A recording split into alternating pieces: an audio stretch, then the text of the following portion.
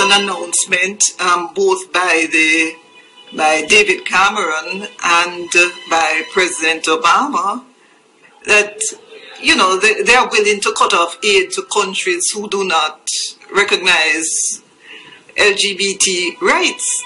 No, we want to object to that as just being manipulation.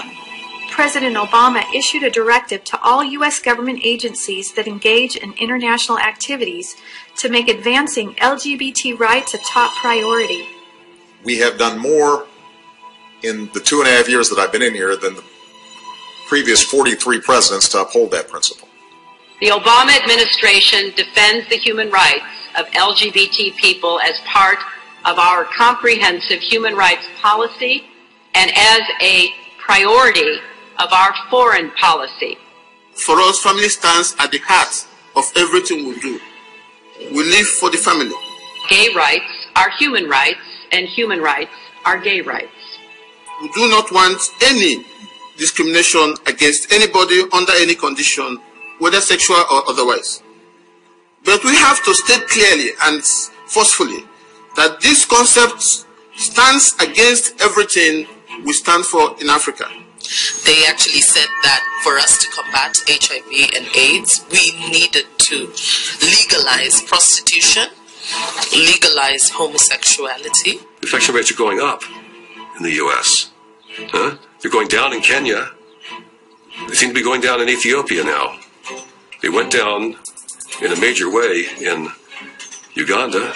And yet we're going to these countries and telling them how to prevent AIDS. Our approach is gradual. Abstinence, be faithful to each other, but if you can't, use the condom. What is amazing is that these countries that are harassing us, smaller countries, in these countries, the rate of HIV/AIDS, it is said to be out of control. What arrogance for us to tell them how to do something that they're doing better than we are. And that should be obvious to the casual observer.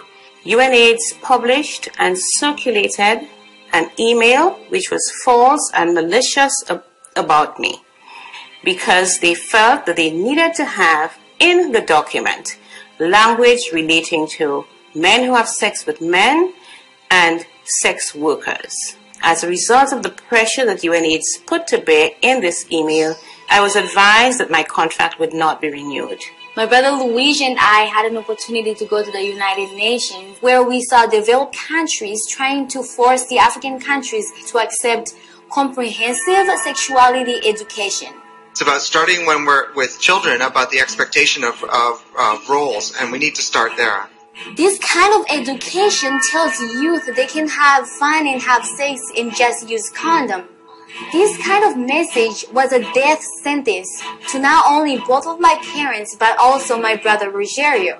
This is because it lets our population believe they can let their guard down and they can actually behave in risky behavior because of the belief that these condoms can actually prevent AIDS 100%, and that is not true.